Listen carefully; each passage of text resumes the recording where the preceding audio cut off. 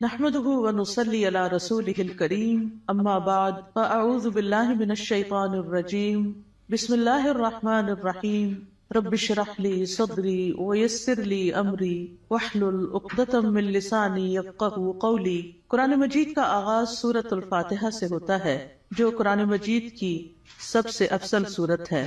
نبی صلی اللہ علیہ وسلم کسی سفر میں تھے تو ایک آدمی آپ کے پاس اترا۔ وہ کہتا ہے کہ نبی صلی اللہ علیہ وسلم نے اس کی طرف متوجہ ہو کر فرمایا، کیا میں تمہیں قرآن کے افضل حصے کے بارے میں نہ بتاؤں؟ پھر آپ صلی اللہ علیہ وسلم نے اس پر الحمدللہ رب العالمین کی تلاوت کی۔ سورۃ الفاتحہ ایک بے مثال سورت ہے۔ رسول اللہ صلی اللہ علیہ وسلم نے فرمایا، اللہ عز و جل نے ام القرآن فاتحہ جیسی سورت نہ تو تورات میں نازل فرمائی اور نہ ہی انجیل میں، اور یہی سبع مثانی ہے، اور اللہ تعالیٰ فرماتے ہیں کہ یہی سورت میرے اور میرے بندے کے درمیان تقسیم شدہ ہے، اور میرے بندے کو وہی ملے گا جو وہ مانگے گا۔ اعوذ باللہ من الشیطان الرجیم بسم اللہ الرحمن الرحیم۔ اللہ کے نام سے ابتدا جو بہت مہربان نہایت رحم فرمانے والا ہے۔ قرآن مجید کی جب ابتدا کی جاتی ہے، آغاز کیا جاتا ہے، تو سب سے پہلے تعوذ پڑھا جاتا ہے کہ میں اپنے آپ کو اللہ کی پناہ میں دیتی ہوں شیطان مردود سے بچنے کے لیے۔ شیطان مردود کبھی بھی نہیں چاہتا کہ انسان سیدھے راستے کی طرف چلے، اور قرآن کا راستہ ہی سیدھا راستہ ہے۔ نبی صلی اللہ علیہ وسلم کا دیا ہوا راستہ ہی دراصل سیدھا راستہ ہے، لیکن شیطان کبھی بھی یہ نہیں چاہتا کہ ہم اس قرآن سے ہدایت پائیں۔ اسی طرح جب ہم اعوذ باللہ پڑھتے ہیں تو اس کا ایک صیغہ اعوذ بکلمات اللہ بھی ہے، یعنی ایک تو ہے اعوذ باللہ اور ایک ہے اعوذ بکلمات اللہ، کہ میں اللہ تعالیٰ کے سارے کلمات کے ساتھ اللہ کی پناہ میں اپنے آپ کو دیتی ہوں۔ کیونکہ آپ دیکھیے کہ اللہ سبحانہ تعالیٰ کی جو مختلف مخلوقات ہیں ان میں سے یعنی شیاطین تو بری مخلوق ہیں، لیکن اس کے ساتھ ساتھ فرشتے جو ہیں وہ اچھی مخلوق ہیں۔ تو انسان کو ایک طرف جہاں شیطان بہکاتا ہے تو وہاں دوسری طرف فرشتہ اس کے دل میں اچھا خیال بھی ڈالتا ہے، اور فرشتے جو ہیں وہ ہمارا دفاع بھی کرتے ہیں۔ تو اس لیے اللہ سبحانہ تعالیٰ کی مدد کے ساتھ قرآن کا آغاز کرنا چاہیے۔ بسم اللہ الرحمن الرحیم سے اللہ کا نام لے کر جو کہ بہت مہربان نہایت رحم فرمانے والا ہے۔ الحمدللہ رب العالمین الرحمن الرحیم مالک یوم الدین ایاک نعبد و ایاک نستعین۔ سب تعریف اللہ تعالیٰ کے لیے ہے جو تمام جہانوں کا رب ہے، نہایت مہربان ہے، بار بار رحم فرمانے والا ہے، بدلے کے دن کا مالک ہے۔ ہم صرف تیری ہی عبادت کرتے ہیں اور صرف تجھ ہی سے مدد چاہتے ہیں۔ سورۃ الفاتحہ کی اہمیت کی ایک وجہ یہ بھی ہے کہ یہ سب سے زیادہ نفع مند دعا پر مشتمل ہے۔ ابن تیمیہ کہتے ہیں کہ جب میں نے غور کیا کہ سب سے نفع مند دعا کون سی ہے تو بس وہ اللہ کی رضا کے کاموں پر مدد مانگنے کی دعا ہے کہ اللہ اپنی پسند کے کاموں پر ہماری مدد فرما۔ پھر میں نے سورۃ فاتحہ کی اس آیت ایاک نعبد و ایاک نستعین میں اس دعا کو پا لیا، اور اس میں دراصل انسان اللہ کی عبادت کی بات کرتا ہے کہ اللہ میں تیرا بندہ ہوں، تیری عبادت کرتا ہوں، تیری عبادت کرنا چاہ رہا ہوں۔ اور جیسا کہ آئندہ رمضان آ رہا ہے تو اس میں ہم عام دنوں سے زیادہ انشاءاللہ اللہ تعالیٰ کی عبادت کریں گے۔ تو یہ عبادت جو ہے یہ اللہ سبحانہ تعالیٰ کی محبت کا نام ہے، یعنی عبادت کے 3 ارکان ہوتے ہیں، جن میں سب سے پہلا رکن جو ہے کمال درجے کی محبت ہونا۔ والذین آمنوا اشد حبا للہ، وہ لوگ جو ایمان لائے اللہ کی محبت میں سب سے زیادہ شدید ہوتے ہیں۔ دوسری بات یہ ہے کہ کامل درجے کی امید ہونا، وَيَرْجُونَ رَحْمَتَهُ، کہ وہ اس کی رحمت کی امید رکھتے ہیں۔ اور تیسرے اللہ تعالیٰ کا کامل خوف ہونا، یعنی یہ 3 چیزیں انسان کے اندر ہوں تو انسان عبادت گزار ہوتا ہے۔ اللہ کی محبت، اللہ کا خوف اور اللہ سے امید بھی۔ اور اللہ تعالیٰ کے علاوہ کسی اور کی عبادت کرنا جائز نہیں، اور عبادت اللہ کا حق ہے۔ اور ایاک نستعین کا مطلب ہے کہ ہم تجھ سے مدد چاہتے ہیں۔ تو جب نبی صلی اللہ علیہ وسلم نے فرمایا کہ جب تم مانگو تو اللہ سے مانگو، اور جب تم مدد چاہو تو اللہ سے مدد چاہو، کیونکہ دراصل اللہ ہی ہر چیز پر قادر ہے اور وہی انسان کو مدد دے سکتا ہے۔ جہاں تک اللہ عز و جل کی مخلوق کے علاوہ صرف اللہ سے مدد طلب کرنا ہے تو یہ اس لیے کیونکہ بندہ اکیلا اپنے فائدوں کے حصول اور اپنے نقصانوں کو ہٹانے سے عاجز ہے. یعنی اگر میں چاہوں کہ میں اکیلی ہی اپنے فائدے حاصل کر لوں یا جو بھی کوئی نقصان دہ چیز ہے یا تکلیف دہ چیز ہے اس سے چھٹکارا پا لوں تو یہ میرے بس کی بات نہیں ہے. کیونکہ انسان کی دین کی مصلحتیں ہوں یا دنیا کی فائدے کی چیزیں ہوں، اللہ کے سوا اس کی مدد کوئی بھی نہیں کر سکتا، اور جس کی مدد اللہ کرے اسی کو مدد حاصل ہوتی ہے، اور جس کو اللہ چھوڑ دے اس کی پھر کوئی مدد کرنے والا نہیں ہوتا، وہ بے یار و مددگار ہو جاتا ہے.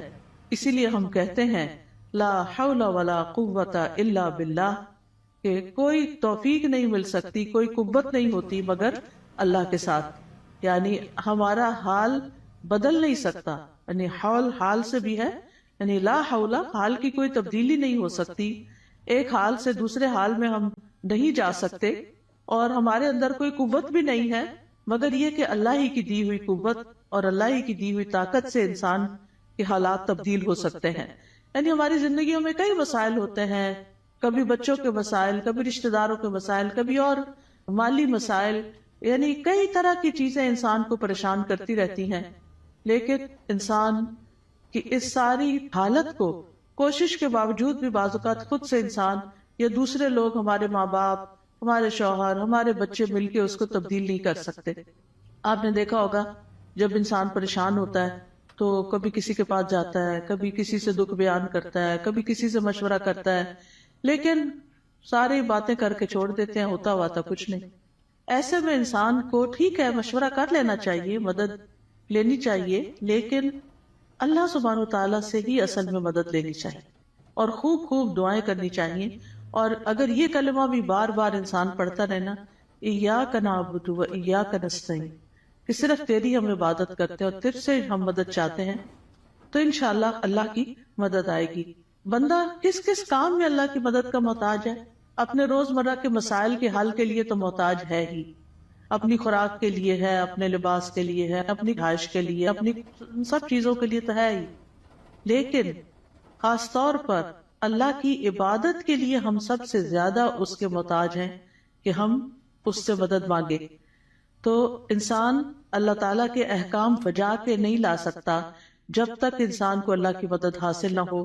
برائی چھوڑنا چاہتے ہیں، اپنی کوئی بری عادت چھوڑنا چاہتے ہیں، تو ہم اس کو چھوڑ نہیں سکتے جب تک اللہ کی مدد ہمیں حاصل نہ ہو. اسی طرح دنیا میں ہماری جو تقدیر ہے، اس تقدیر میں جو غم لکھے ہیں، ان غموں سے چھٹکارا نہیں پا سکتے جب تک کہ اللہ کی مدد حاصل نہ ہو.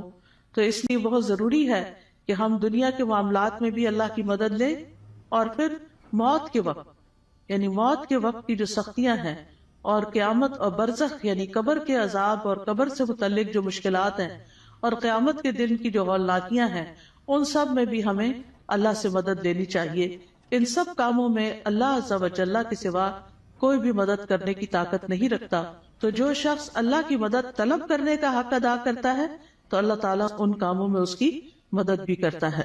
اہدنا الصراط المستقیم، تو ہمیں سیدھا راستہ دکھا، کیونکہ ہدایت سب سے بڑی ضرورت ہے جو انسان مانگتا ہے اللہ تعالیٰ سے. یعنی مانگنے کی چیزیں تو بہت ہے، لیکن سب سے اہم ترین چیز جو ہے وہ ہدایت ہے، کہ اللہ تعالیٰ ہمیں ہدایت عطا فرمائے. کیونکہ ہدایت جس کو مل گئی تو وہ متقین میں سے ہو جائے گا، اور جس کے اندر تقویٰ آ گیا اس کو مزید ہدایت بھی ملے گی. اور جو متقین میں سے ہو جائے گا تو من یتق اللہ یجعل لہ مخرجا ویرزقہ من حیث لا یحتسب، جو اللہ سے ڈرے گا وہ اس کے لیے نکلنے کا کوئی راستہ بنا دے گا، اور اسے وہاں سے رزق دے گا جہاں سے وہ گمان بھی نہیں کرتا ہوگا، یعنی جہاں سے وہ سوچ بھی نہیں سکتا. تو اس لیے انسان کو ہدایت کی ضرورت ہے، اور ہدایت اللہ سے مانگتے ہی رہنا چاہیے.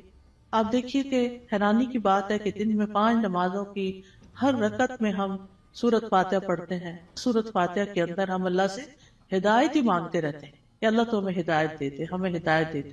یعنی انسان کو مل بھی جائے تو بھٹکنا بڑا آسان ہوتا ہے، دل کا ٹیڑھا ہونا بڑا آسان ہوتا ہے. تو اس لیے بہت ضروری ہے کہ ہم سب دل لگا کے یہ دعا کرتے رہیں. نبی صلی اللہ علیہ وسلم ایک اور دعا بھی کرتے تھے، اللہم انی اسألک الہدی والتقی والعفاف والغنی، کہ اے اللہ میں تجھ سے ہدایت، تقوی اور پاک دامنی اور دل کا غنا مانگتا ہوں. اسی طرح ایک اور دعا ہے، اللہم اہدنی وسددنی، اے اللہ تو مجھے ہدایت عطا فرما اور سیدھا رکھ، یعنی درست رکھ کہ ادھر ادھر نہ ہو جاؤں۔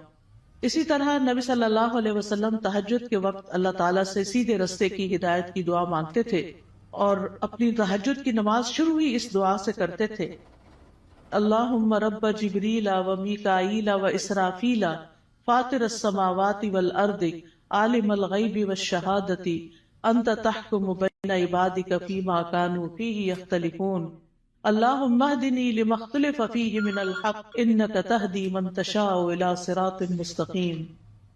اے اللہ، جبریل، میکائیل اور اسرافیل کے رب، آسمانوں اور زمین کے پیدا کرنے والے، ہر غیب اور حاضر کو جاننے والے، تو اپنے بندوں میں ان چیزوں کا فیصلہ کرے گا جن میں وہ اختلاف کرتے ہیں۔ اے اللہ، مجھے اس حق کی طرف رہنمائی دے جس میں اختلاف کیا گیا ہے۔ یقیناً تو جس کو چاہتا ہے سیدھے رستے پہ چلاتا ہے، یعنی جن چیزوں میں لوگ اختلاف کر رہے ہیں کہ یہ سیدھا رستہ ہے کہ نہیں، تو اللہ مجھے اس میں سیدھا رستہ دکھا دے۔ اب دیکھیں، ایک تو ہوتا ہے کہ ہم دین کی طرف نہ آئیں، لیکن ہم جب دین کی طرف آ بھی جاتے ہیں نا، تو اس میں بھی لوگ، کوئی کہتا ہے یہ کرو، کوئی کہتا ہے وہ کرو، تو انسان پھر کنفیوز ہوتا ہے کہ میں کیا کروں اور کیا نہ کروں۔ تو ایسے میں جہاں بھی اختلاف ہو، بہتر یہی ہے کہ انسان اللہ سے اس میں صحیح رہنمائی کی دعا مانگے۔ یعنی دو لوگوں کے بیچ میں کوئی مس انڈرسٹینڈنگ، کوئی اختلاف ہو جاتا ہے، ہر انسان کیا سمجھتا ہے میں ٹھیک ہوں، اور وہ اپنا نقطہ نظر جو ہے یا اپنا پوائنٹ آف ویو جو ہے وہ بہت شدت کے ساتھ بیان کرتا ہے، لیکن اصل بات یہ ہے کہ انسان اللہ سبحانہ تعالیٰ سے جب مدد مانگتا ہے کہ اللہ اس اختلاف میں مجھے ہدایت دے، تو ہی سیدھے رستے پر ہوتا ہے۔ پھر اسی طرح یہ ہے کہ بچوں کو بھی صحیح فیصلے کرنے کے لیے ہدایت کی دعا دینی چاہیے۔ عبد الحمید بن سلمہ کہتے ہیں کہ ان کے والدین ان کے متعلق اپنا مقدمہ لے کر نبی صلی اللہ علیہ وسلم کی خدمت میں حاضر ہوئے۔ میرے والدین میں سے ایک مسلمان تھا، دوسرا نہیں تھا، کافر تھا۔ نبی صلی اللہ علیہ وسلم نے بچے کو اختیار دیا تو وہ ان دونوں میں سے جو کافر تھا اس کی طرف متوجہ ہو گیا۔ تو آپ کو فکر لگی کہ یہ اگر کافر لے جائے گا تو بچے کو کافر بنا دے گا۔ تو آپ صلی اللہ علیہ وسلم نے اسی وقت دعا کی، اللہم اہدہ، اللہ اس کو ہدایت دے دے۔ تو وہ مسلمان کی طرف متوجہ ہو گیا۔ تو پھر آپ نے فیصلہ اس کے حق میں کیا، کیونکہ آپ خود سے نہیں اس بچے کو کہہ سکتے تھے یا خود سے دے نہیں سکتے تھے، وہ بچے کی چوائس پر تھا کہ وہ کدھر جانا چاہتا ہے۔ تو آپ نے اس کے لیے دعا شروع کر دی۔ اس سے پتہ چلتا ہے کہ زندگی کے چھوٹے چھوٹے معاملات میں آپ لوگوں کی فکر کتنی کرتے تھے، ان کے لیے دعائیں کیسی کرتے تھے، اور سب سے زیادہ تو ان کی ہدایت اور ان کی آخرت کی فکر۔ پھر اسی طرح یہ ہے صراط الذین انعمت علیہم، راستہ ان لوگوں کا جن پر تو نے انعام کیا۔ یعنی ہم سیدھا راستہ تو مانگتے ہیں، لیکن ہمیں یہ نہیں پتا کہ وہ کیسے پتا چلے گا، کون سا ہمارے لیے نمونہ ہے، کن لوگوں کو ہم فالو کریں۔ کیونکہ پڑھی ہوئی چیزیں، سنی ہوئی چیزیں انسان جب کرنے لگتا ہے تو طریقہ فرق ہو جاتا ہے، لیکن جب کسی کو کرتے ہوئے دیکھتا تو آسانی ہو جاتی۔ اس کی مثال ایسے ہی ہے کہ جیسے آپ اگر کسی سے ریسیپی پوچھتے ہیں کہ میں یہ فلاں چیز کیسے بناؤں، تو آپ نے دیکھا ہوگا جیسے آلو گوشت ہے مثال کے طور، تو ہر گھر کے بنانے کا طریقہ فرق، اور ہر ایک ٹائم بھی فرق لیتا ہے۔ کوئی جلدی سے بنا کے رکھ دیتا ہے، کوئی آہستہ آہستہ بناتا ہے، کوئی ایک طریقے سے، کوئی دوسرے طریقے سے۔ تو اب اگر آپ صرف ریسیپی پوچھیں گے تو ہو سکتا ہے کوئی چیز مس ہی کر دے اس میں سے۔ تو جب آپ کسی کو بناتے ہوئے دیکھیں گے، صرف ایک دفعہ دیکھنے کی ضرورت ہے، تو آپ کو بہت آسان ہو جائے گا وہ کام کرنا۔ کوئی بھی چیز ہو، جب آپ کسی کو کرتے ہوئے دیکھتے ہیں تو وہ آسان ہو جاتی۔ زبانی ایکسپلین کر کر کے انسان کہیں نہ کہیں غلطی کر جاتا ہے، کچھ نہ کچھ مس کر جاتا ہے۔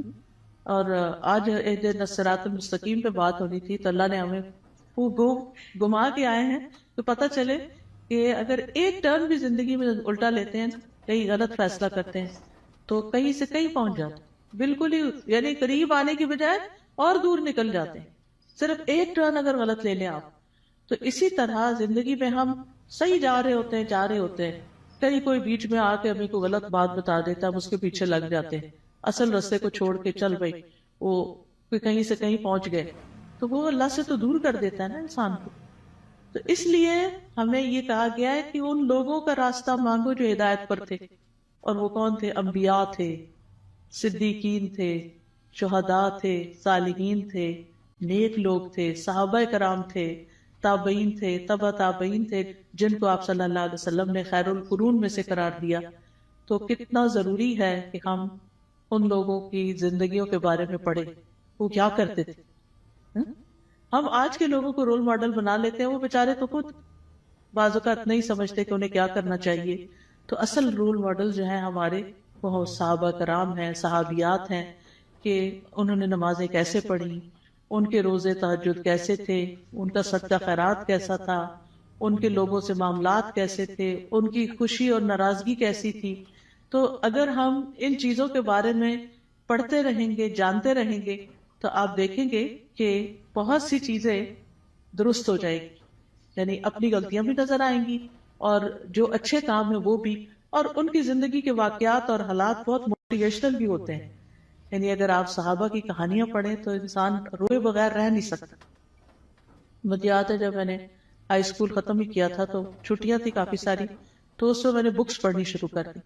اور سب سے زیادہ مجھے جن بکس نے انسپائر کیا وہ اسی طرح کی لائف سٹوریز تھیں.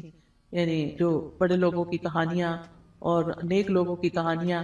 اس میں ہم کہتے ہیں اچھا یہ لوگ اس طرح کر سکتے ہیں تو ہم نہیں کر سکتے، یہ بھی تو اسی دنیا میں رہتے ہیں. تو اس سے پھر انسان کو انسپریشن بہت ملتی ہے. تو یہاں بھی اللہ تعالیٰ نے جو سیدھا رستہ بتایا ہے وہ ان لوگوں کا رستہ اختیار کرنے کے لیے کہا ہے کہ جن پر اللہ نے انعام کیا، ان کا نہیں جن پر اللہ تعالیٰ غضبناک ہوا، اور نہ ان کا جو بھٹکے ہوئے ہیں. پھر ہے سورۃ البقرہ. سورۃ البقرہ جو ہے وہ قرآن کی کوہان ہے. نبی صلی اللہ علیہ وسلم نے فرمایا ہر چیز کی ایک کوہان ہوتی ہے، یعنی اونچا حصہ ہم. اور قرآن کی کوہان سورۃ البقرہ ہے. اور جب شیطان سورۃ البقرہ کی تلاوت سنتا ہے تو وہ اس گھر سے نکل جاتا ہے جس میں سورۃ البقرہ کی تلاوت کی جا رہی ہو. اس کو پڑھنا باعث برکت ہے اور اس کو چھوڑنا باعث حسرت ہے. رسول اللہ صلی اللہ علیہ وسلم نے فرمایا سورۃ البقرہ پڑھا کرو، کیونکہ اس کا پڑھنا باعث برکت ہے، چھوڑنا باعث حسرت ہے، اور اس کے پڑھنے والے پر جادوگر قدرت نہیں پا سکتے. یعنی ایسے لوگ جادو سے محفوظ رہتے ہیں جو سورۃ البقرہ پڑھتے رہتے ہیں. اب اس کا طریقہ کیا ہے؟ کیونکہ لوگ پوچھتے ہیں کہ اچھا پھر کیسے پڑھیں. ایک تو یہ ہے کہ ایک ہی دن میں ساری پڑھ لیں، اور کیسے بہت سارے لوگ ہوتے ہیں جو روز سورۃ البقرہ پڑھتے ہیں. اور ایک یہ ہے کہ ایک ایک سپارہ کر کے آپ روز پڑھ لیں. ایک یہ ہے کہ ربع ربع ربع ربع کر کے آپ اس کو، یعنی کہ 8 اور 10 دن لگ جاتے ہیں تقریباً اس طرح، تو مہینے میں 3 دفعہ ہو جائے گی. ایک یہ ہے کہ روزانہ آپ ایک صفحہ پڑھ لیں، اور جب تک وہ صفحے سارے ختم نہیں ہوتے تو وہ اس طرح روزانہ آپ یعنی یا نماز میں یا دیکھ کے یعنی پڑھتے رہیں. یعنی سورۃ البقرہ کے ساتھ اپنا تعلق قائم رکھیں تو اس کا فائدہ یہ ہوگا کہ جادوگر اثر نہیں کر سکیں. کیونکہ جن لوگوں پہ کوئی جادو کی شکایت ہوتی ہے نا، جب وہ بےچارے ایک دفعہ اپنا توڑ کر آتے ہیں، جب ان کو پتہ چلتا ہے توڑ ہو گیا تو دوبارہ کر دیتے ہیں، پھر دوبارہ کر دیتے ہیں. تو اس لیے پروٹیکشن بڑی ضروری ہوتی ہے، اور سورۃ البقرہ جو ہے اسی میں سے ہے. ابو ہریرہ رضی اللہ عنہ سے روایت ہے کہ رسول اللہ صلی اللہ علیہ وسلم نے فرمایا تم اپنے گھروں کو قبرستان نہ بناؤ، کیونکہ شیطان اس گھر سے بھاگ جاتا ہے جس گھر میں سورۃ البقرہ کی تلاوت کی جاتی ہے. پھر آیت نمبر 1 ہے سورۃ البقرہ کی، الف لام میم ذالک الکتاب لا ریب فیہ ھدی للمتقین. یہ کتاب ہے جس میں کوئی شک نہیں، ہدایت ہے متقی لوگوں کے لیے. قرآن جو ہے وہ شکوک و شبہات سے پاک کتاب ہے، یعنی ایسے علم پر مبنی ہے جو یقینی ہے، جو سب سے سچی بات ہے، اس کی ہر بات ہی سچی ہے. کون ہے متقین؟ الذین یؤمنون بالغیب ویقیمون الصلاۃ ومما رزقناہم ینفقون. جو غیب پر ایمان لاتے ہیں، نماز قائم کرتے ہیں، اور جو رزق ہم نے ان کو دیا ہے اس میں سے وہ خرچ کرتے ہیں. تو ایمان بالغیب جو ہے یہ دل سے تعلق رکھتا ہے. نماز قائم کرنا جسم کا حصہ ہے، اور مما رزقناہم ینفقون مال کا حصہ ہے، یعنی حقوق العباد کی ادائیگی. انسان اندر سے بھی اچھا ہو، انسان باہر سے بھی اللہ کی عبادت کرے، اور انسان اللہ کے بندوں اور اللہ کی مخلوق کے ساتھ بھی اچھا سلوک کرے. پھر فرمایا والذین یؤمنون بما انزل الیک وما انزل من قبلک وبالآخرۃ ھم یوقنون. اور وہ جو ایمان لاتے ہیں اس پر جو آپ پر نازل کیا گیا اور جو آپ سے پہلے نازل کیا گیا، اور وہ آخرت پر یقین رکھتے ہیں. یعنی متقی وہ لوگ ہوتے ہیں، اس کتاب سے ہدایت حاصل کرنے والے لوگ وہ ہوتے ہیں کہ جو اللہ کی طرف سے آئی ہوئی چیزوں پر ایمان رکھتے ہیں، اور جو چیزیں نبی صلی اللہ علیہ وسلم سے پہلے اتاری گئی تھی ان پر بھی ایمان رکھتے ہیں، اور وہ آخرت پر پکا یقین رکھتے ہیں. تو نبی صلی اللہ علیہ وسلم پر نازل شدہ وحی جو ہے اس پر ایمان لانا ضروری ہے. قرآن مجید میں آتا ہے وَأَنزَلَ اللَّهُ عَلَيْكَ الْكِتَابَ وَالْحِكْمَةَ وَعَلَّمَكَ مَا لَمْ تَكُنْ تَعْلَمُ وَكَانَ فَضْلُ اللَّهِ عَلَيْكَ عَظِيمًا. اللہ نے آپ پر کتاب و حکمت نازل کی ہے اور آپ کو وہ کچھ سکھایا جو آپ نہیں جانتے تھے، اور یہ آپ پر اللہ کا بہت ہی بڑا فضل ہے کہ اللہ تعالیٰ نے آپ کو فائدے کی سب چیزیں سکھا دی ہیں. یاد رکھیے حدیث بھی قرآن کی طرح نازل ہوتی تھی. وَمَا يَنطِقُ عَنِ الْهَوَىٰ إِنْ هُوَ إِلَّا وَحْيٌ يُوحَىٰ. وہ اپنی خواہش نفس سے کچھ نہیں کہتے، وہ تو صرف وحی ہے جو نازل کی جاتی ہے. حسان بن عطیہ کہتے ہیں کہ جبریل علیہ السلام نبی صلی اللہ علیہ وسلم کے پاس سنت لے کر اترتے تھے. جس طرح آپ کو قرآن سکھاتے اسی طرح سنت کی تعلیم دیتے تھے. قرآن جو تھا وہ لکھا جاتا تھا، یعنی قرآن جو تھا وہ آپ سنتے تھے اور پھر صحابہ کو لکھوا دیتے تھے. جبکہ سنت جو ہے وہ چونکہ زیادہ تر پریکٹس کی چیز ہے، عمل کی چیز ہے، تو وہ آپ اس چیز پر عمل کر لیتے تھے. نبی صلی اللہ علیہ وسلم نے ہمیں بھی تلقین کی ہے کہ ہم اس قرآن و سنت کو مضبوطی سے پکڑے رکھیں. رسول اللہ صلی اللہ علیہ وسلم نے فرمایا میں تم میں دو چیزیں چھوڑے جا رہا، تم ہرگز گمراہ نہیں ہوگے جب تک ان دونوں کو مضبوطی سے نہ تھام لو. ایک اللہ کی کتاب اور دوسرے اس کے نبی کی سنت ہے. وَبِالْآخِرَةِ هُمْ يُوقِنُونَ. اور آخرت پر وہ یقین رکھتے ہیں. یقین کا معنی جو ہے وہ ایسا ایمان ہے جس کی طرف شک داخل، یعنی اتنا پکا کہ جیسے انسان اپنی آنکھوں سے کوئی چیز دیکھ رہا ہوتا ہے تو اس پر یقین ہوتا ہے کہ میں کوئی جھوٹ نہیں دیکھ رہا، مجھے حقیقت ہے. یقین جو ہے یہ علم کا سب سے اونچا درجہ ہے. یعنی یہ نہیں کہا آخرت کا علم رکھتے ہیں، آخرت کو جانتے ہیں، نہیں، اس پر پکا یقین رکھتے ہیں، ایمان رکھتے ہیں. تو یقین کے فائدے کیا ہوتے ہیں؟ یقین کا فائدہ یہ ہوتا ہے کہ انسان کے لیے عمل آسان ہو جاتا ہے. انسان کو اللہ تعالیٰ سے یقین مانگنا چاہیے. ابو بکر رضی اللہ عنہ دعا میں یہ کلمات کہتے تھے اللہم ہب لی ایمانا و یقینا و معافاتا و نیتا. اے اللہ مجھے ایمان اور یقین اور عافیت اور اچھی نیت عطا فرما. اولئک علی ھدی من ربہم و اولئک ھم المفلحون. یہی لوگ اپنے رب کی طرف سے ہدایت پر ہیں اور یہی لوگ دراصل فلاح پانے والے ہیں. اس کے بعد فرمایا بے شک وہ لوگ جنہوں نے کفر کیا ان کے لیے برابر ہے کہ آپ انہیں ڈرائیں یا نہ ڈرائیں، وہ ایمان نہیں لائیں گے. اللہ نے ان کے دلوں اور ان کے کانوں پر مہر لگا دی ہے اور ان کی آنکھوں پر پردہ ہے اور ان کے لیے بہت بڑا عذاب ہے. گناہ جب دل پہ پے در پے آتے ہیں تو دل کو بند کر دیتے ہیں، اور جب اسے بند کر دیتے ہیں تو اللہ کی طرف سے ٹھپا اور مور لگ جاتی، پھر ایمان اندر نہیں داخل ہوتا. اس لیے پھر انسان کا کفر سے چھٹکارا پانے کا کوئی رستہ نہیں رہ جاتا. ختم اللہ علی قلوبہم. اور پھر کان بھی نہیں سنتے اور آنکھیں بھی نہیں دیکھتی، کہیں سے بھی عبرت نہیں ہوتی. انسان ایسے ہی جانوروں کی طرح زندگی گزار کر پھر اللہ کے پاس چلا جاتا ہے اور وہاں جا کر بہت بڑے عذاب کا سامنا کرتا ہے. اس کے بعد ایک تیسرے گروہ کی بات کی گئی اور وہ ہے منافقوں کا گروہ. وَمِنَ النَّاسِ مَن يَقُولُ آمَنَّا بِاللَّهِ وَبِالْيَوْمِ الْآخِرِ وَمَا هُمْ بِمُؤْمِنِينَ. لوگوں میں سے کچھ ایسے بھی ہوتے ہیں جو کہتے ہیں ہم اللہ اور یوم آخرت پر ایمان لائے، حالانکہ وہ مومن نہیں ہوتے. وہ اللہ کو دھوکہ دیتے ہیں اور ان لوگوں کو جو ایمان لائے، اور نہیں وہ دھوکہ دیتے مگر اپنے آپ ہی کو، اور وہ اس کا شعور نہیں رکھتے. فی قلوبہم مرض فزادہم اللہ مرضا ولہم عذاب علیم بما کانوا یکذبون. ان کے دلوں میں ایک بیماری ہے تو اللہ نے ان کی بیماری کو اور زیادہ کر دیا اور ان کے لیے دردناک عذاب ہے، اس لیے کہ وہ جھوٹ بولتے تھے. تو یہ کون سی بیماری ہے؟ یہ دنیا کی محبت کی بیماری ہے. اس وجہ سے وہ اللہ سبحانہ و تعالیٰ کی عبادت نہیں کرتے، اسی وجہ سے وہ آخرت کی فکر نہیں کرتے، اسی وجہ سے وہ نبی صلی اللہ علیہ وسلم کی سنت کو کوئی اہمیت نہیں دیتے. کیونکہ جب دل دنیا کی طرف جھک جاتا ہے اور اس کے اندر بڑھتا چلا جاتا ہے، جو دنیا میں ہی سکون پاتا ہے، دنیا سے محبت کرتا ہے، وہ دل پھر آخرت سے غافل ہو جاتا ہے.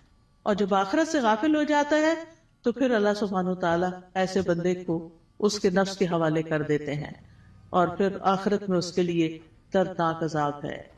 اور جب ان سے کہا جاتا ہے کہ زمین میں فساد نہ کرو تو وہ کہتے ہیں کہ ہم تو اصلاح کرنے والے ہیں. خبردار، بے شک وہی لوگ فساد کرنے والے ہیں لیکن وہ شعور نہیں رکھتے.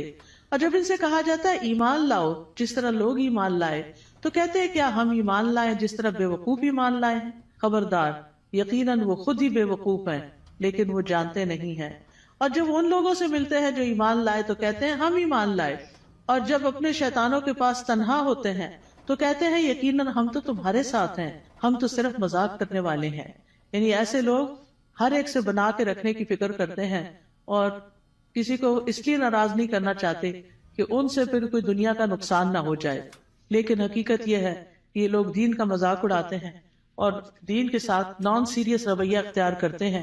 تو اس لیے اللہ یستہزئ بہم، جیسے یہ عمل کرتے ہیں ویسے ہی ان کی جزا ہے. اللہ بھی ان سے مذاق کرتا ہے اور انہیں ان کی سرکشی میں مہلت دیے جا رہا ہے تو وہ بھٹکتے پھرتے ہیں. یعنی اللہ سبحانہ وتعالی کا ان کے ساتھ استہزاء یہ ہے کہ وہ ان کے بدبختی کے اعمال اور خبیث حالات کو ان کے سامنے مزین کر دیتا ہے. یعنی انہیں اپنی برائیاں جو ہیں وہ اچھی لگنے لگتی ہیں، جیسے جھوٹ بولنا، دھوکہ دینا، کہنا یہ تو سمارٹنس ہے، دیکھو میں نے فلاں کو کیسے بیوقوف بنایا، اور پھر تنہائی میں بیٹھ کے اس پہ ہنستے ہیں. تو یہ چیزیں جو ہیں یہ انسان کے اپنے ہی لیے نقصان دہ ہوتی ہیں. اولئک الذین اشتروا الضلالۃ بالہدی فما ربحت تجارتہم وما کانوا مہتدین. یہی وہ لوگ ہیں جنہوں نے ہدایت کے بدلے گمراہی خرید لی، تو نہ ان کی تجارت ہی فائدہ مند ہوئی اور نہ ہی وہ ہدایت پانے والے تھے. ان کی مثال اس شخص کی طرح ہے جس نے آگ جلائی، پھر جب آگ نے اس ماحول کو روشن کر دیا اللہ ان کا نور لے گیا اور انہیں اندھیروں میں چھوڑ دیا، وہ دیکھ نہیں پاتے. یعنی ان کے دل کا نور ختم ہو گیا ان کے اپنے اعمال کی وجہ سے. یعنی یہ ان لوگوں کے بارے میں بات کی گئی ہے کہ جو دعویٰ تو کرتے ہیں کہ ہم ایمان لائے اور اس سے دنیا میں کچھ نہ کچھ فائدہ اٹھاتے ہیں کہ وہ مسلمان ظاہر ہوتے ہیں تو مسلمانوں کو جو بینیفٹس ہوتے ہیں یہ ان کے شیلٹر میں آ جاتے ہیں. لیکن یہ ہے کہ دنیا میں تھوڑی سی روشنی ان کو مل گئی مگر آخرت میں تو سخت اندھیرا چھا جائے گا اور ان کو سخت عذاب پہنچے گا. پھر اسی طرح یہ ہے کہ دنیا میں کفر جو ہے وہ روشنی چھپا دیتا ہے اور ان کے پردے چاک ہو جاتے ہیں، جو ان کی منافقت ظاہر ہو جاتی ہے تو وہ اس سے اندھیرے ان کے کھل کے سامنے آ جاتے ہیں کہ ان کے دلوں کے اندر کیا ہے. پھر اسی طرح ان کے بارے میں فرمایا سم بکم عمی فہم لا یرجعون، بہرے ہیں، گنگے ہیں، اندھے ہیں، پس وہ نہیں لوٹتے، یعنی ہدایت کی طرف واپس نہیں آتے. یا ان کی مثال آسمان سے اترنے والی زوردار بارش کی طرح ہے جس میں اندھیرے ہیں اور گرج ہے اور چمک ہے. وہ کڑکنے والی بجلیوں اور موت کے ڈر سے اپنی انگلیاں اپنے کانوں میں ڈال لیتے ہیں اور اللہ کافروں کو گھیرنے والا ہے. قریب ہے کہ بجلی ان کی آنکھوں کی روشنی لے جائے، جب بھی وہ ان کے لیے روشنی کرتی ہے تو وہ اس میں چل پڑتے ہیں اور جب ان پر اندھیرا چھا جاتا ہے تو وہ کھڑے رہ جاتے ہیں. اور اگر اللہ چاہتا تو ان کی سماعت اور ان کی بصارت کو لے جاتا، بے شک اللہ خوب قدرت رکھنے والا ہے. اور یہ حقیقت ہے کہ اللہ سبحانہ تعالیٰ ہر چیز پر پورا قادر ہے اور ان منافقین پر بھی پوری طرح قادر ہے، اور اللہ تعالیٰ اسباب کے بغیر بھی ان کی سماعت اور بصارت کو ختم کر سکتا ہے. ہم سب کو اپنے لیے دعا کرنی چاہیے کہ اللہ تعالیٰ ہماری آنکھوں، ہمارے کانوں، ہمارے دل کو سلامت رکھ کہ ہم اس سے ہدایت پاتے رہیں.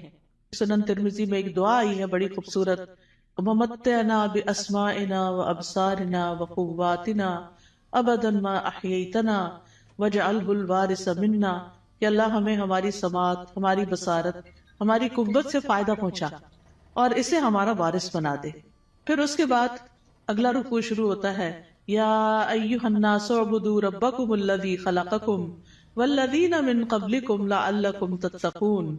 اے لوگوں اپنے رب کی عبادت کرو، الذی خلقکم جس نے تمہیں پیدا کیا، اور ان لوگوں کو بھی جو تم سے پہلے تھے تاکہ تم بچ جاؤ، یعنی برے عذاب سے بچ جاؤ. تو عبادت کی بات پہلے بھی ہو چکی کہ ہمیں اللہ نے اپنی عبادت کے لیے پیدا کیا ہے، اور عبادت میں انسان کو اللہ تعالیٰ سے شدید محبت بھی کرنی ہوتی ہے اور اس سے ڈرنا بھی ہوتا ہے اور اس سے امید بھی رکھنی ہوتی ہے. پھر فرمایا الذی جعل لکم الارض فراشا والسماء بناء وانزل من السماء ماء فاخرج به من الثمرات رزقا لکم فلا تجعلوا للہ اندادا وانتم تعلمون. وہ جس نے تمہارے لیے زمین کو فرش اور آسمان کو چھت بنایا اور آسمان سے پانی نازل کیا اور اس پانی سے تمہارے لیے پھل بطور رزق پیدا کیے، بس تم اللہ کے ساتھ کسی کو شریک نہ ٹھہراؤ حالانکہ تم جانتے ہو. اور اگر تمہیں اس قرآن میں شک ہے جو ہم نے اپنے بندے محمد پر نازل کیا صلی اللہ علیہ وسلم، تو اسی طرح کی ایک صورت تم بھی بنا لاؤ، اور اللہ کے سوا اپنے گواہوں یعنی مددگاروں کو بھی بلا لو اگر تم سچے ہو۔ فَإِن لَّمْ تَفْعَلُوا وَلَن تَفْعَلُوا فَاتَّقُوا النَّارَ الَّتِي وَقُودُهَا النَّاسُ وَالْحِجَارَةُ أُعِدَّتْ لِلْكَافِرِينَ، پھر اگر تم نے ایسا نہ کیا اور تم ہرگز نہ کر سکو گے تو بچو اس آگ سے جس کا ایندھن انسان اور پتھر ہیں، جو کافروں کے لیے تیار کی گئی ہے، اور خوشخبری دے دیجئے ان لوگوں کو جو ایمان لائے اور انہوں نے نیک عمل کیے۔ تو خوشخبریاں کس کے لیے ہیں؟ گڈ نیوز کس کے لیے ہیں؟ جو ایمان لا کر اچھے کام کرتا ہو، کہ ان کے لیے ایسے باغات ہیں جن کے نیچے نہریں بہتی ہیں، جب انہیں ان باغوں میں سے کسی قسم کا پھل کھانے کو دیا جائے گا تو وہ کہیں گے یہ تو وہی ہے جو اس سے پہلے بھی ہم دیے گئے، اور انہیں اس سے ملتے جلتے پھل دیے جائیں گے۔ وہاں ان کے لیے پاک صاف بیویاں ہوگی، اور وہ ان باغات میں ہمیشہ رہنے والے ہیں، ہمیشہ کے لیے۔ یہ کتنی بہترین جزا ہے جو نیک عمل کرنے والوں کی ہے۔ معاذ بن جبل رضی اللہ عنہ کہتے ہیں کہ نیک عمل وہ ہوتا ہے جس میں 4 چیزیں ہوں۔ نمبر 1 علم کے ساتھ ہو کیا۔ نمبر 2 اچھی نیت ہو، کرنے کی نیت بھی اچھی ہونی چاہیے۔ نمبر 3 صبر کے ساتھ کرنا چاہیے، اور نمبر 4 اخلاص کے ساتھ کرنا چاہیے۔ تو جس عمل میں یہ سب چیزیں ہوں، صبر بھی ہو، نیت اچھی ہو، عمل انسان کا جو ہے وہ علم کے مطابق ہو، تو وہی شخص جو ہے وہ نیک ہے۔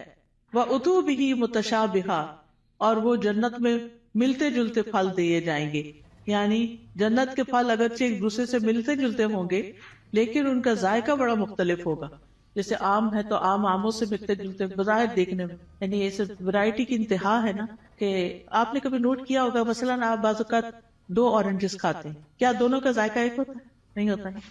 اور اگر کس میں فرق ہو تو ان کی خوشبو، ان کا رنگ، ایون کلر بھی، کسی کا ریڈ ہوتا ہے، کسی کا یلو، کسی کا برائٹ یلو ہوتا ہے، کسی کا اورنجش ہوتا ہے، ان کی خوشبو، ان کی مٹھاس۔ اب وہ جنت میں ان کے سامنے پھل پڑے ہوئے ہیں، دیکھنے میں ایک جیسے لگ رہے ہیں، ایک کھائیں گے اور مزہ، ایک کھائیں گے اور مزہ، ایک کھائیں گے اور مزہ، کیونکہ اگر 2 پھل ایک جیسے بھی کھائیں گے تو وہ بور ہو جاتا ہے نا انسان۔ دیکھیں وہ یہ اورنج، یہ میں نے کھائے ہوئے ہیں، لیکن اتنی ورائٹی ہے جنت میں، اتنی ورائٹی ہے کہ انسان کا دل بھرے گا ہی نہیں کسی وقت۔ دیکھیں ہمیں ہر نئی چیز اچھی لگتی ہے، ہم ہر نئے آئیڈیا سے، ہر نئی یونیک چیز سے انسپائر ہوتے ہیں، تو جنت میں تو ہر وقت ہر چیز نئی نئی نئی نئی نئی، یعنی نہ پرانی چیزیں ہوگی، نہ وہ ریپیٹیشن ہوگی، نہ وہ بوریت ہوگی، نہ وہ دل بھرے گا۔ اب فیشن کیا ہے؟ ایک نیا آئیڈیا ہی ہوتا ہے نا، حالانکہ بعض اوقات اس میں بڑی تکلیف بھی ہوتی ہے، لیکن وہ نیا ہوتا ہے تو لوگوں کو اٹریکٹ کرتا ہے، یونیک، انیوژل۔ تو وہ اتو بھی متشابہہ، دیکھنے میں وہ متشابہ ہیں لیکن کھانے میں ان کا مزہ، جیسے ایک حدیث میں بھی آتا ہے کہ جنت کے جو ببول کا درخت ہوگا اس کے جو کانٹے ہوں گے، اس میں سے ایک کانٹے کے اندر 70,000 قسم کے پھل ہوں گے، یعنی اس کے اندر وہ رنگ ہوں گے اور اس کے ڈفرنٹ چیزیں ہوں گی، اور وہ جب ایک ایک چیز نکالتا جائے گا انسان تو different colour, different test, different خوشبو، ایکسپلور ہی کرتا جائے گا، ایکسپلور ہی کرتا جائے گا۔ اسی لیے خالدین فی، رہنا ہی رہنا ہے، کوئی موت نہیں ہے وہاں، جنت میں موت نہیں ہے، جہنم میں بھی موت نہیں ہے۔ اس لیے انسان کو جنت کا شوق لگ جانا چاہیے اور اس کے لیے کوشش کرنی چاہیے، اس کے لیے تڑپنا چاہیے، اور اس کے لیے ہر وہ کام کر لینا چاہیے جس سے وہ ایک دم اندر چلے جائیں، چاہے وہ اچھی عبادت کر کے، چاہے وہ بندوں کی خدمت کر کے، یعنی جو کام پتہ چلے نا یہ جنت میں لے جانے والا، تو انسان کو اس کا حریص ہو جانا چاہیے۔ ٹھیک ہے ہم کمزور انسان ہیں، نہ ہمارے پاس اتنی ہمت ہے زیادہ، نہ مال ہے زیادہ، لیکن کچھ نہ کچھ تو کرتے چلے جائیں تاکہ ایک دن اللہ تعالیٰ کا دیدار بھی ہو، کیونکہ جنت عدن میں جو لوگ ہوں گے اللہ تعالیٰ کے دیدار میں انہیں کوئی رکاوٹ پیش نہیں آئے گی، اور اللہ تعالیٰ کے وہ بڑے پسندیدہ اور چوزن لوگ ہوں گے۔ لیکن اس کے لیے اللہ کے راستے میں جہاد کرنا، جد و جہد کرنا، نکلنا، اپنے کمفرٹ زون سے باہر نکلنا، اپنا مال خرچ کرنا، اپنی جان لگانا، یہ چیزیں ہیں جس سے انسان جنت کا سودا کرتا ہے۔ ان اللہ اشتری من المؤمنین انفسهم واموالهم بان لهم الجنہ، اللہ نے بے شک خرید لی مومنوں سے ان کی جانیں اور ان کے مال، کیونکہ ان کے لیے جنت ہے۔ تو جنت حاصل کرنے کے لیے انسان کو کچھ دینا پڑتا ہے، اور وہ یہی دنیا کا وقت ہے، تھوڑا سا، یہ چند سال ہے، پتہ نہیں کب تک زندہ ہے کب تک نہیں۔ تو اللہ تعالیٰ سے دعا ہے کہ وہ ہمیں نیک اعمال کرنے کی توفیق عطا فرمائے۔ پھر بے شک اللہ اس سے نہیں شرماتا کہ وہ مادہ مچھر یا اس سے اوپر کسی چیز کی مثال بیان کرے. پھر جو لوگ ایمان لائے ہیں وہ جانتے ہیں کہ وہ ان کے رب کی طرف سے سچ ہے، اور جن لوگوں نے انکار کیا وہ کہتے ہیں اس مثال سے اللہ کی کیا مراد ہے. اللہ اس سے اکثر لوگوں کو گمراہ کرتا ہے اور اسی سے بہت سے لوگوں کو ہدایت بخشتا ہے، اور اس مثال سے گمراہ کرتا بھی ہے تو صرف فاسقوں کو. یعنی اللہ تعالیٰ جن لوگوں کو گمراہ کرتا ہے وہ اس لیے نہیں کرتا کہ اللہ چاہتا ہے یہ گمراہ ہو جائے، نہیں، اصل میں ان کے اندر ایسی کوئی علت ہوتی ہے کہ جو اس بات کا سبب بن جاتی ہے کہ اللہ تعالیٰ پھر اس بندے کو ہدایت کی بجائے الٹے رستے پہ چلا دیتا ہے. جیسے سورۃ الصف میں آتا ہے فَلَمَّا زَاغُوا أَزَاغَ اللَّهُ قُلُوبَهُمْ وَاللَّهُ لَا يَهْدِي الْقَوْمَ الْفَاسِقِينَ. پھر جب وہ ٹیڑھے ہو گئے تو اللہ نے ان کے دل ٹیڑھے کر دی. انسان سیدھا راستہ چھوڑ کے ٹیڑھے پہ جاتا ہے تو پھر اللہ تعالیٰ اس کو اسی کے حوالے کر دیتا ہے، اور اللہ نافرمان لوگوں کو ہدایت نہیں دیتا. تو جو لوگ رب کے حکم کو مان جاتے ہیں ان کو ہدایت کی تعلیم مل جاتی ہے اور وہ سیدھے رستے پہ چل پڑتے ہیں. اور پھر فاسق کون ہوتے ہیں؟ جو اللہ کے عہد کو اس کے مضبوط باندھنے کے بعد توڑ دیتے ہیں، اور جس چیز کا اللہ نے جوڑنے کا حکم دیا اس کو کاٹ ڈالتے ہیں، یعنی رشتہ داروں سے کاٹ لیتے ہیں اور زمین میں فساد کرتے ہیں. یہی لوگ دراصل نقصان اٹھانے والے ہیں. تم اللہ کا انکار کیسے کر سکتے ہو حالانکہ تم مردہ تھے، پھر اس نے تمہیں زندگی بخشی، پھر وہی تمہیں موت دے گا، پھر وہی تمہیں دوبارہ زندہ کرے گا، پھر اسی کی طرف تم لوٹائے جاؤ گے. واپسی کدھر ہے؟ اللہ ہی کی طرف ہے. اب یعنی کہ 2 مرحلے تو پورے ہو گئے. ایک مرحلہ تھا زندگی سے پہلے آنے کا، جب آدم علیہ السلام کی پشتوں سے اللہ نے سب کی روحیں پیدا کر دی. پھر اس کے بعد اس دنیا میں اب آگے، اب اس کے بعد موت ہے، پھر موت کے بعد پھر زندگی ہے جو ہمیشہ کی زندگی. هو الذی خلق لکم ما فی الارض جمیعا ثم استوى الی السماء فسواہن 7 سماوات وہو بکل شیء علیم. وہ اللہ ہی تو ہے جس نے وہ سب کچھ جو زمین میں ہے تمہارے لیے پیدا کیا، پھر وہ آسمانوں کی طرف متوجہ ہوا تو ان کو ٹھیک کر کے 7 آسمان بنا دیا، اور وہ ہر چیز کا خوب علم رکھنے والا ہے. یہ اللہ تعالیٰ کا ہم پر احسان ہے کہ اس نے ہمارے لیے فائدے کی چیزیں اور عبرت کے سامان زمین میں پیدا کیے، اور ہر وہ چیز جو اللہ نے بنائی وہ ہمارے استعمال کے لیے ہے. تو اللہ تعالیٰ سے دعا ہے کہ وہ ہمیں ان نعمتوں سے بھرپور فائدہ اٹھا کر اس کی اطاعت میں اپنی جان لگانے کی توفیق عطا فرمائے. وآخر دعوانا ان الحمد للہ رب العالمین.